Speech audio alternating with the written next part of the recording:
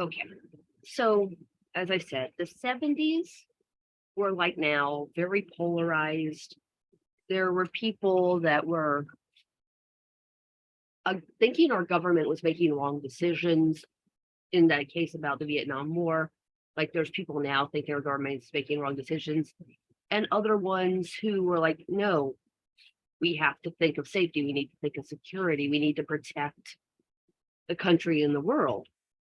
And so there was that same tension. Yeah, it really does. There was that very similar feeling. And so I'm going to show you the Malaise speech. And Jimmy Carter, did I mention last time, he was probably the best human being to ever be our president, the goodest person, but you can't be a good person and a good leader. Well, at least Machiavelli says that. So Carter Malaise speech. It wasn't called Malaise speech at the time. So I'm giving you a very shortened version of it because you get what you need out of it. But think about what he's saying in light of our recession right now. Well, recession we're going into right now. Let me know if you can't hear it. This is a special night for me.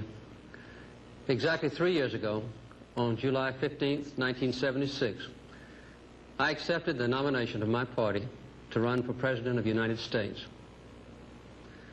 I promised you a president who is not isolated from the people, who feels your pain and who shares your dreams, and who draws his strength and his wisdom from you.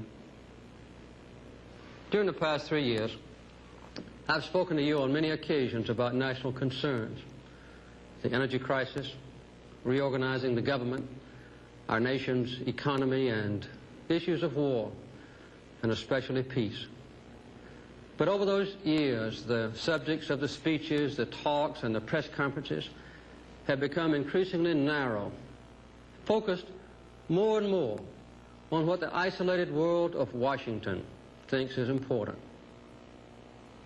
Gradually, you've heard more and more about what the government thinks, or what the government should be doing, and less about our nation's hopes, our dreams, and our vision of the future.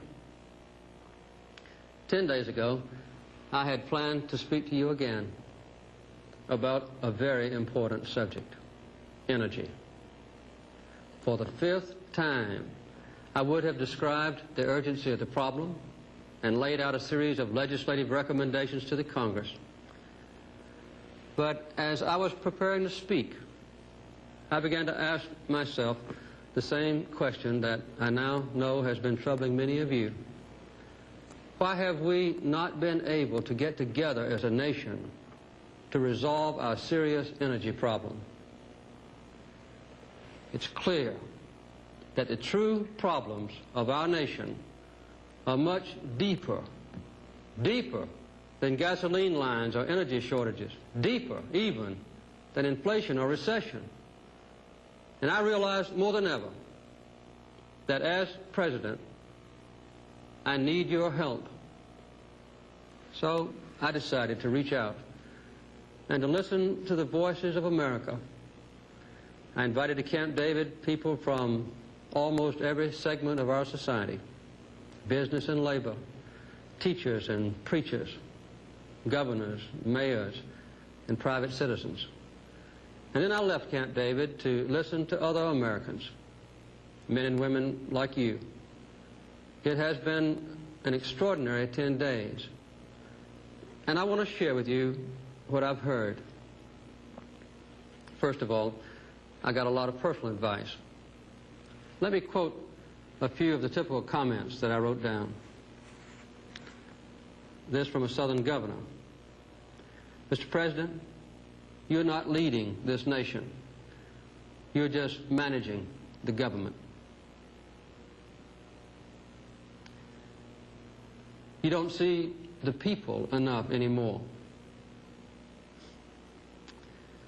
Some of your cabinet members don't seem loyal. There is not enough discipline among your disciples. Don't talk to us about politics or the mechanics of government, but about an understanding of our common good. Mr. President, we are in trouble. Talk to us about blood and sweat and tears. If you lead, Mr. President, we will follow. Many people talked about themselves and about the condition of our nation. This from a young woman in Pennsylvania. I feel so far from government. I feel like ordinary people are excluded from political power. And this from a young Chicano. Some of us have suffered from recession all our lives.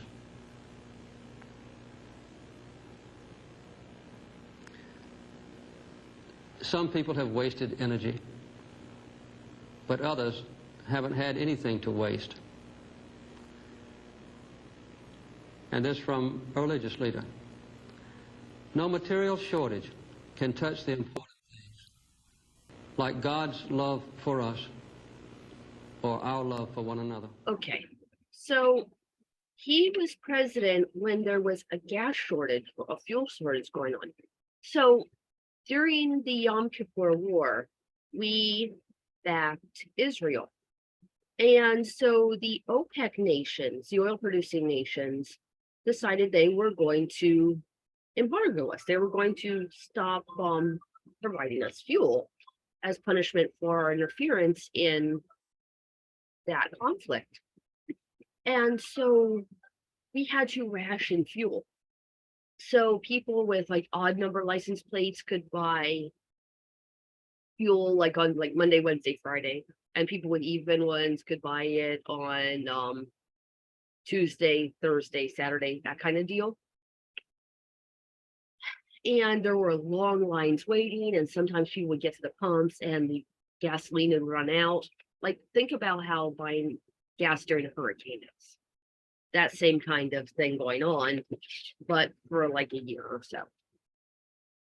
People were getting pissed. And just like now, when there's problems with oil and gasoline, which there are now, we're currently having a diesel shortage.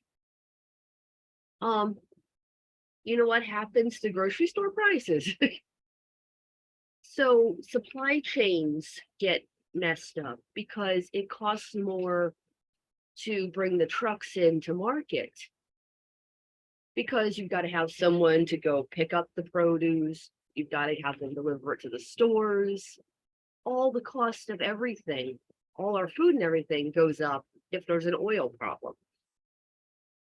So in the late 70s, we had this oil shortage. And that's what he's talking about. We need energy independence. The United States needs to not be tied to these OPEC nations. And we started producing more oil. So when you hear Carter and Dixon talking about energy independence, they were specifically talking about us tapping our oil and gas reserves here. Well, you know, Texas, Alaska, domestic sources. Now we're still talking about energy independence, but we're trying to go with more renewables because we know that we knew it then, but we now are coming upon, we're going to run out of petroleum. So we need to start working with the wind generated power, more natural gas, of course, which is also finite, and solar power. So we're still having the same types of conversations. But, okay, so Jimmy Carter came in and he was decently popular, but in the 1976 election, the Republican governor of California ran as an independent Republican. And Poor Jimmy Carter. 1979, inflation was crushing him. So he ran against the man who later became known as the Great Communicator. Hold on a second. This is who he ran against. I told this one, Bill, you'll have to hear it again. Oh, and by the way, Gorbachev was the premier of Russia at the time. So he's going to mention Gorbachev. It in the car. I didn't tell this one to Gorbachev. You know, there's a 10-year delay in the Soviet Union of delivery of an automobile. And only 1 out of 7 families in the Soviet Union own automobiles. There's a 10-year wait. And you go through quite a process when you're ready to buy, and then you put up the money in advance. And this happened to a fella, and this is their story that they tell, this joke. That this man, he laid down his money, and then the fella that was in charge said to him, okay, come back in 10 years and get your car. And he said, morning or afternoon?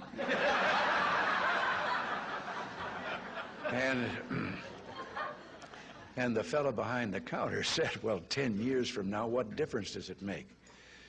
And he said, well, the plumber's coming in the morning.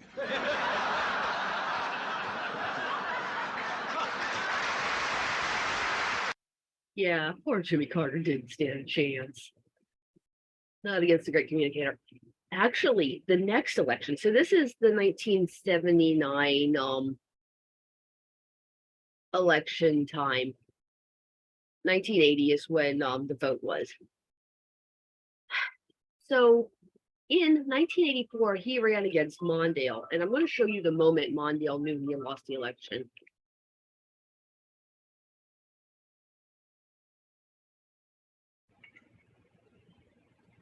Okay. Poor Mondale just was destroyed. He knew he had lost at this very moment. Mr. Truitt, your question to President Reagan. Mr. President, I want to raise an issue that I think has been lurking out there for 2 or 3 weeks and cast it specifically in national security terms. You already are the oldest president in history, and some of your staff say you were tired after your most recent encounter with Mr. Mondale. I recall yet that President Kennedy had to go for days on end with very little sleep during the Cuba Missile Crisis. Is there any doubt in your mind that you would be able to function in such circumstances? Not at all, Mr. Truitt, and I want you to know that also I will not make age an issue of this campaign. I am not going to exploit for political purposes my opponent's youth and inexperience.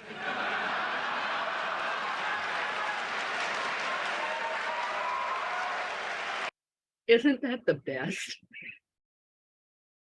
So while I disagree with some stuff he did, he purposely didn't address the AIDS issue, and thousands and thousands of people died needlessly of AIDS back before we understood what HIV was, because it was only affecting the gay population. So he didn't address it, didn't spend any federal money investigating it. So I disagree with that severely. But nobody can say he wasn't the great communicator. He was just amazing at it. He was an actor. He got his career playing cowboys in the cinema. And from there, he became governor of California, and then from obscure, getting one electoral vote in the 76 election, 1980, he swept it. And this is, I think, the 84 election. Yeah, this is the election I just showed you, that debate. Mondale got one state, poor thing. Oh, but this is actually an interesting quirk of history I want to show you. Is 1948. Here we have the Dixiecrats taking part of the South with Strom Thurmond. Truman, of course, getting the South. He was still a Democrat, and Dewey getting a lot of the North. But that's not the part I want to show you. What I want to show you is, this is 1948. Florida had 8 electoral votes. By 1984, Florida had 21. California had 25 electoral votes. This is only like 36 years later. California started filling up and got 47 from 25. New York went down from 47 to 36. Ohio only lost a couple. I'm fairly sure a lot of this has to do with air conditioning, but there was, no matter what it was, this was a change in demographics. As New England started and the North started depopulating, and more people were coming south. Louisiana stayed the same, interesting. Georgia stayed the same. But Texas, California, and Florida actually became a much stronger voting bloc.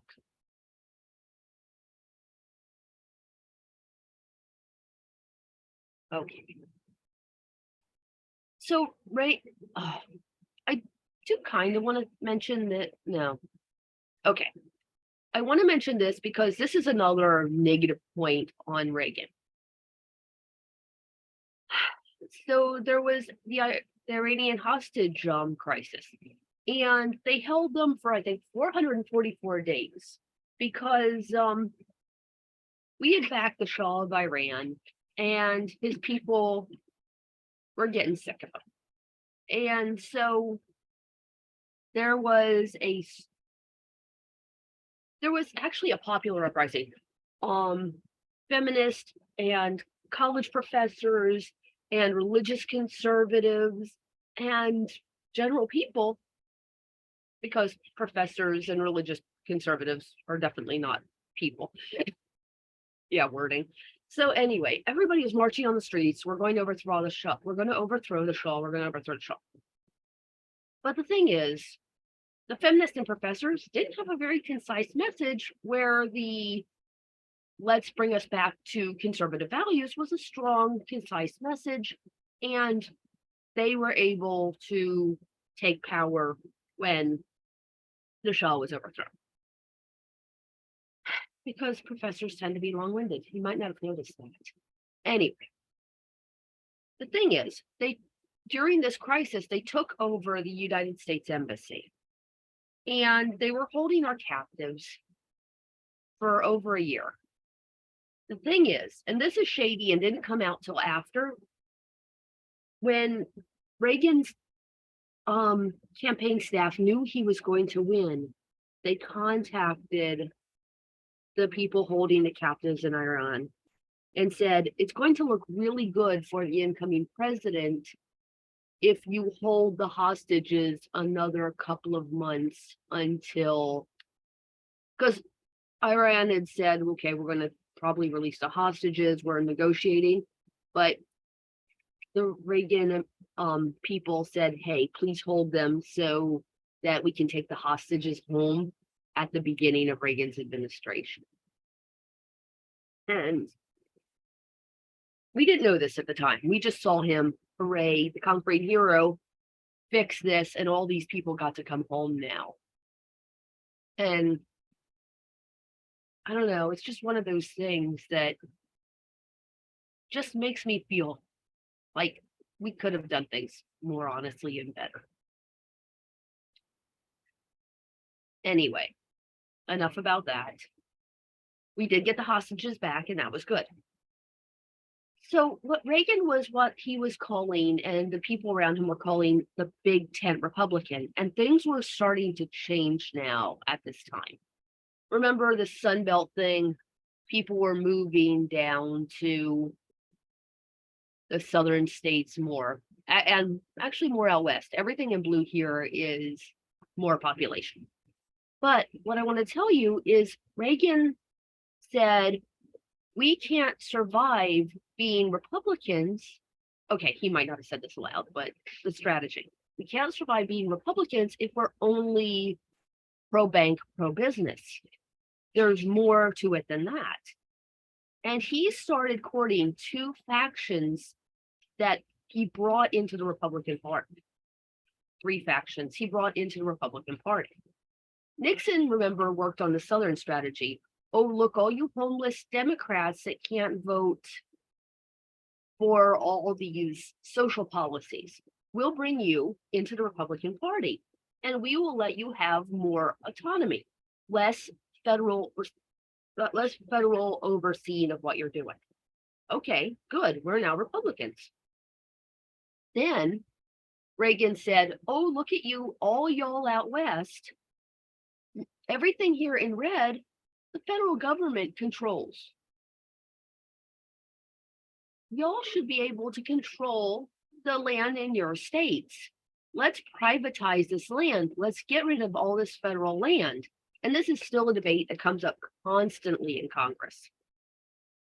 So he brought in ranchers and oilmen and miners and loggers and everybody who wanted more unfettered access to this federal land. And he ran as let's make government small. Let's get rid of big government. And so it played really good out west where so much of this land belongs to the federal government. And then, and this is a very important and then, even though Jimmy Carter is a Baptist, very, very religious man, you know, church every week, important in his religious community. But he supported Roe versus Wade. He supported issues that some religious conservatives couldn't get behind. So Ronald Reagan started courting the evangelical right, and the Republicans have never actually courted them as a voting bloc before. And so he brought them into the big tent Republican Party. So Goldwater, who was also a Republican, who had been the leader of the Republican Party prior to this, actually said, mark my word, if and when these preachers get control of the Republican Party, and they're sure trying to do so, it's going to be a terrible damn problem. Frankly, these people frighten me.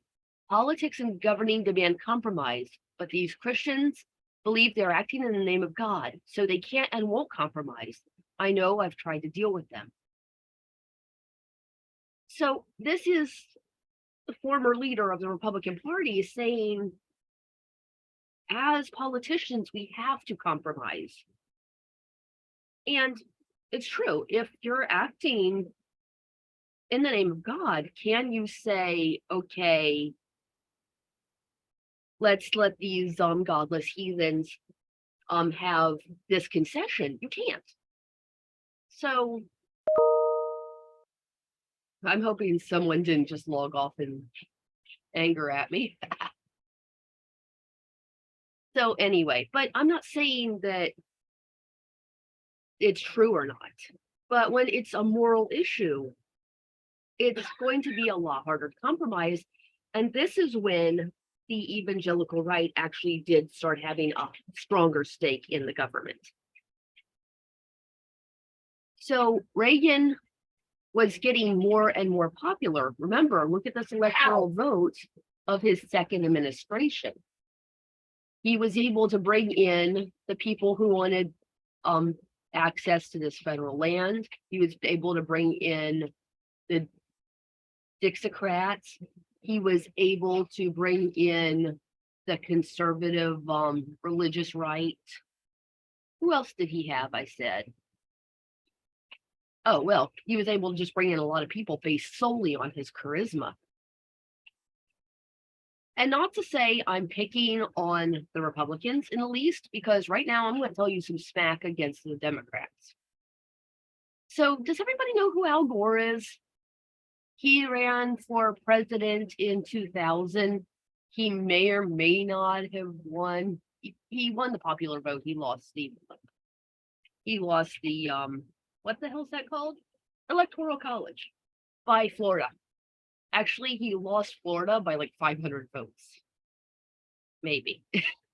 It's the thing. But anyway, I'm going to tell you now about what the Democrats were doing. Remember how they're really actively pissed off that the Republicans are banning books? You've seen that in the news, right? Democrats have done their fair share of banning. This is Dee Snider of a band called Twisted Sister, who was arguably awesome. But they're saying that we really need to protect the kids against this badness. And so I'm going to just show you this video. I love this video. To some parents in the 1980s, Dee Snider of Twisted Sister was the most dangerous guy on the planet. This was when metal met its first organized attack. Twisted Sister and 8 other metal bands were placed on a list called the Filthy 15 because their music was deemed offensive by the Parents Music Resource Center. Dee Snider was summoned to testify before the U.S. Congress to defend his music and his livelihood.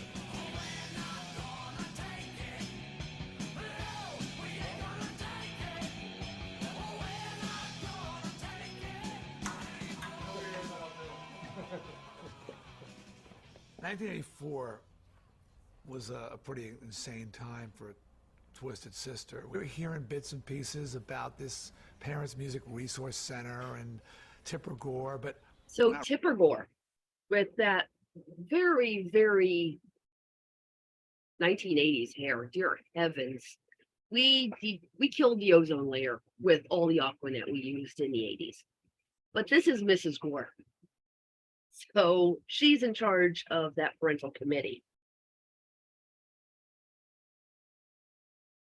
Yeah, we didn't call them Karens back in the day, but yes, it was a Karen. So yeah, Mrs. Gore was in charge of the Parents Music Resource Center, and Al Gore was the one hosting the hearings before Congress.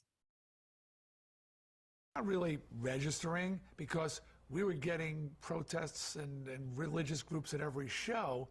So just another parent group that, was putting Twisted Sister on a list of targets. We have always talked about the positive aspects of the music industry, but of course the highlight has been on the excesses that have been allowed to develop as we have tried to focus our concern on those excesses. Somebody approached our office that the Senate committee is having a hearing on censorship with the PMRC and wanted to know if I would come and speak.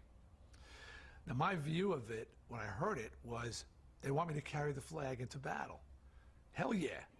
Braveheart, baby. Braveheart wasn't even out, but that sort of mentality. Give me the fucking flag, man. Let's go. I knew that they were, like everybody else, grossly underestimating me. I knew that they viewed me as just another dunderheaded rocker, and they would bring me in, make me look like a fool, and I would help their cause. They did not know that I could construct a sentence and speak English fluently. And I'm there in my cut-off denim, my skin-tight jeans, my snakeskin boots, and a little bit of eye makeup left underneath, and my big hair. And I ain't getting dressed up for nobody. I'm a dirtbag, and I'm proud. And I'm playing these people like, mentally I'm setting these guys up for the kill. I have got my speech in my back pocket, which I have worked on for a few weeks and honed and refined till it's a freaking nuclear weapon. Folded up. I agree. A million times, like a bad kid bringing his homework to school, when I open it up and I'm flattening it out on the table, really delivered, and they're going, oh man, this is a lamb being brought to the slaughter. And I start reading. Since I seem to be the only person addressing this committee today who has been a direct target of accusations from the presumably responsible PMRC, I would like to use this occasion to speak on a more personal note and show just how unfair the whole concept of lyrical interpretation and judgment can be, and how many times this can amount to little more than character assassination. And I am just tearing apart everything that they've accused me of, disproving without beyond a shadow of a doubt that everything they've accused me of has been wrong, false, and they are scrambling. They were saying that Under the Blade was about sadomasochism and bondage. It was about my guitar player's throat operation. It's not really a wild leap of the imagination to jump to the conclusion that that's about something other than surgery or hospitals, neither of which are mentioned in the song. No, it's not a wild jump, and I think what I said in one part was that songs allow a person to put their own imagination, experiences, and dreams into the lyrics. People can interpret it many ways. Ms. Gore was looking for sadomasochism and bondage, and she found it. Someone looking for surgical references would have found it as well. Yeah. I said, I can't help that Tipper Gore's got a dirty mind, and Al Gore just, oh my God, he really jumped over the table. They were saying, we're not going to take it. It should be on the filthy 15 for violence, and it was no more violent than the Declaration of Independence. The PMRC rated songs according to Okay, you get the point. Oh, and at the time, just to emphasize, the interesting conversation we were having, some radio stations were refusing to play a John Denver song.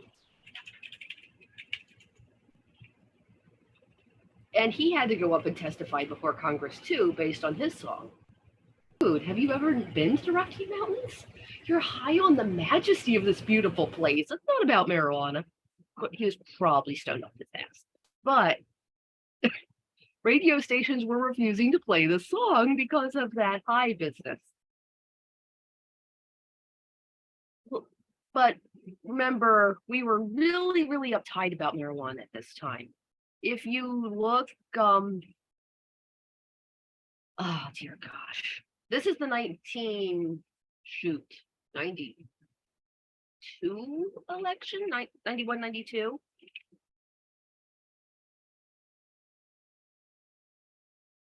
They were like, maybe Clinton is not worthy of being president because no.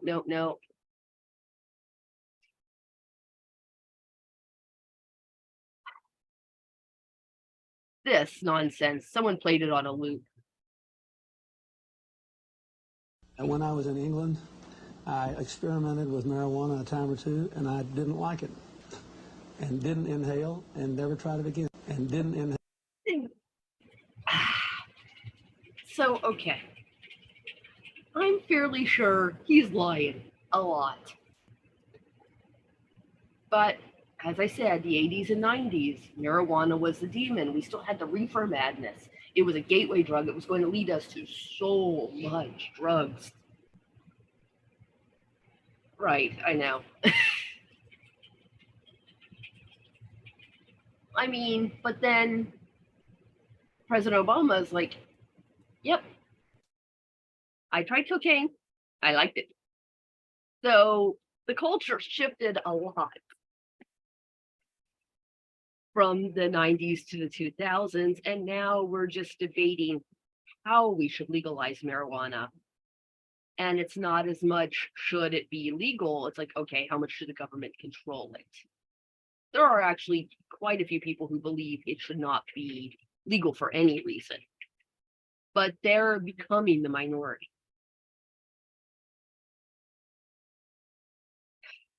So, what? 1984, the first woman to run for vice president, or won the major elected office. She was Mondale's running mate, so no chance in hell, obviously. But they were talking, even at this time, oh no, what if a woman is on her period and she has a coast of nuclear bomb? She could have a fit of rage and no. But they were still talking about that in the day, that women couldn't be trusted. I know. That was your whole research paper is, yeah, bad medical takes. So no. But yes, Mondale lost hard. And so we had to wait till now for our first woman vice president. Anything I want to show you? No, just as I said, poor Jimmy Carter didn't stand a chance. He won his home state of Georgia. Reagan was the great communicator. Here he is in one of his all-American roles. But the problem is, and there's a lot of problems, he was courting everybody who hated big government. And he promised, I'm not going to raise taxes, I'm going to lower taxes. So did I show you the marginal tax rate? It had gotten, from the 1930s onward, it started going up from 35, 40%, 50%. It got to, by the Eisenhower administration, I think it was at 90% marginal tax rate. Remember, marginal tax rate is if you make over so many thousands of dollars, we're going to tax everything up to that at the standard rate, and then everything over that we're going to tax at a higher rate. So if you're making over $1 million, everything over $1 million, we're going to take 90%. That's not the numbers, but that's about what it was. And Reagan ran is like, you know what? Rich people should have access to their money. They know how to use money better than the government does. And they'll create more businesses, they'll create more jobs. And so he lowered the marginal tax rate by more than half. And he started lowering taxes in general, which, okay, that could be a good thing to stimulate growth, sure. The problem, and the real problem that I told you about when I was talking about the Cold War era, is that he did not stop his spending. He did this strategic missile defense thing. He started spending more and more and more, building up our military, building up our defenses, which could be good. We were in the Cold War, and as that turtle said, duck and cover was a thing. We could have been nuked. But problem is, he's spending on our country's credit card. And he's spending, and he's not raising the income. And he put us at record deficit. We cannot grow out of the deficit. And this is a political cartoon. Economic growth reduces deficit to new low. Oh, and he's telling these people we can outgrow the deficit, but we couldn't. And we're still paying for the Cold War because this plan, and it ended up working, is Gorbachev and us were in this spending race. We were spending 30% of our gross domestic product on defense. Gorbachev didn't have as much money, so they were spending half of their gross domestic product on defense. And we ended up outspending the Soviet Union, and they ended up collapsing under their own weight. Of course, some poor bookkeeper made a mistake. This one guy read the document wrong or didn't read it well enough. And they said, when are you going to be opening up the border between East Germany and West Germany? And instead of actually having looked at the document right, he's like, immediately. And people are like, oh, wow, we get to go into West Germany, see our old friends and family. Oh, we get to go on vacation in the capitalist side. Because the people in the Soviet Union weren't the slaves that we told everybody they were. They actually had weeks off in vacation, and they would go to Poland, or they would go over to Bulgaria, or wherever they would go on vacation and hang out. But while they all just decided they were going to flock to the East German border wall, and the guards are like, now what? And that's when the wall collapsed, is because this clerk had the wrong information. Let me see. Mistake brought down Berlin Wall.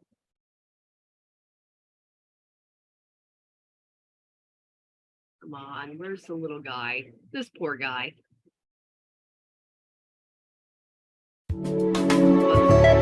Too loud. The last days of communist East Germany.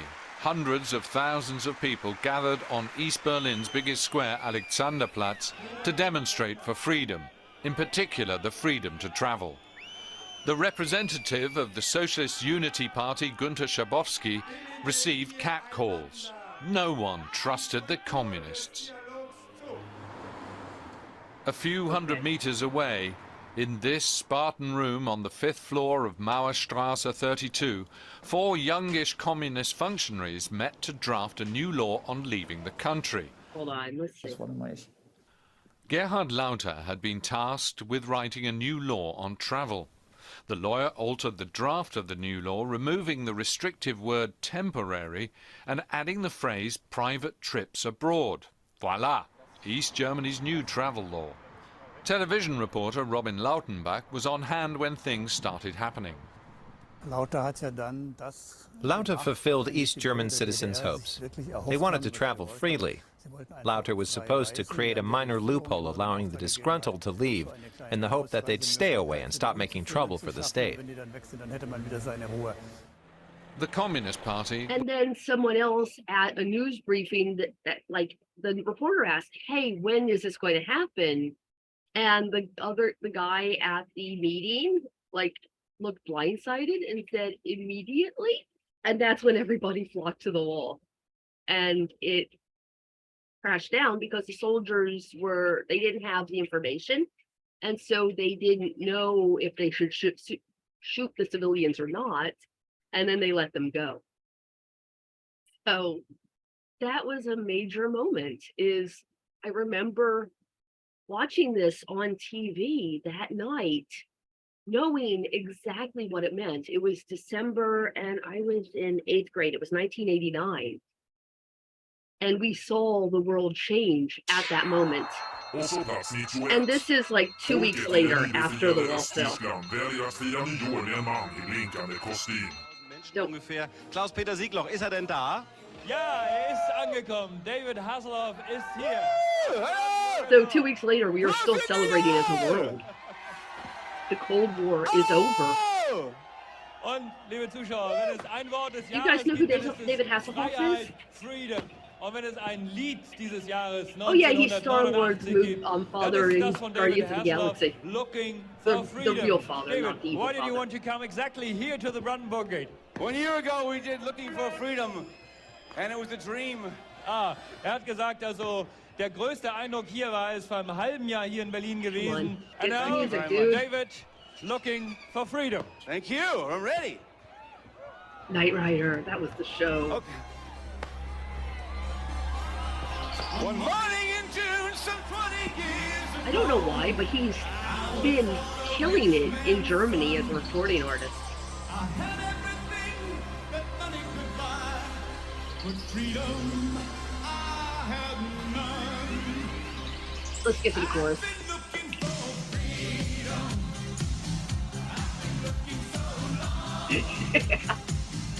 Jericho has a jacket like that too.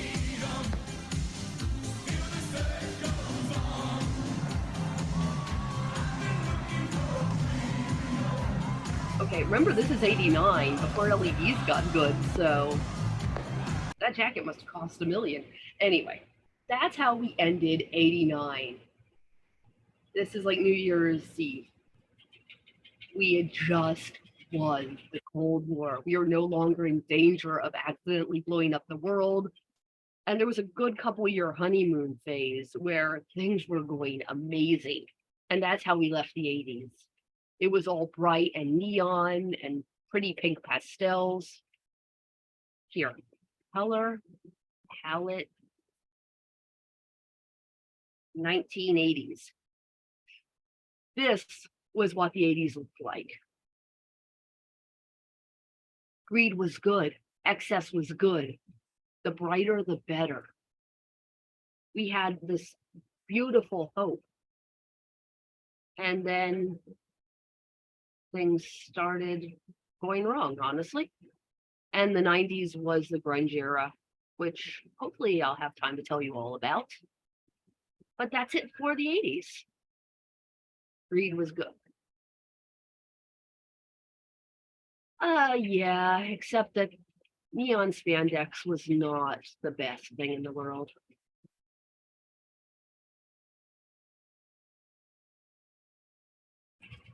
We were all told we had to look like this all the time. So it didn't, it wasn't.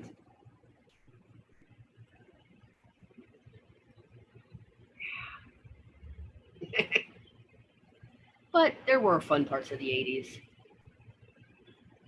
Yeah, we don't want to look like that. Greed is good. I want to show you this one clip that kind of really sums up the thinking. This was a really popular movie at the time that I found boring as hell when I was a kid. I am not a destroyer of companies. I am a liberator of them. Corporate rating was big. These were our heroes. The point is, ladies and gentlemen, that greed, for lack of a better word, is good. Greed is right. Greed works. Greed clarifies, cuts through, and captures the essence of the evolutionary spirit. Greed in all of its forms. Greed for life, for money, for love, knowledge, has marked the upward surge of mankind, and greed, you mark my words, will not only save Teldar Paper, but that other malfunctioning corporation called the USA. Thank you very much. Yeah, so that's a very Ayn Rand argument, honestly. Greed, for lack of a better term, is good. And we were going all in. This was a time of tons and tons of corporate mergers, hostile corporate takeovers. You were seeing in the news constantly about that. So there was a lot of consolidation. There, like any trust busting activities were now gone. Mergers were, and consolidations were just, okay, let's do this, let's do it. Businesses understand and know. And so we're dealing with a lot of the repercussions of this now, because it's always 20, 30, 40 years later that you're really seeing the repercussions of all of it, just like the 15th Amendment, 13th, 14th, 15th Amendments. The 14th Amendment wasn't really getting defined until 1900, until a good 30, 40 years after the 14th Amendment. A lot of major legal decisions you don't see for decades. And we were seeing now the repercussions of the 80s. And we're addressing them. So that's it for the 80s. I'm going to stop my recording now. And we'll talk about, well, I'm going to try to talk about the 90s in the next section. Stop recording. I don't know.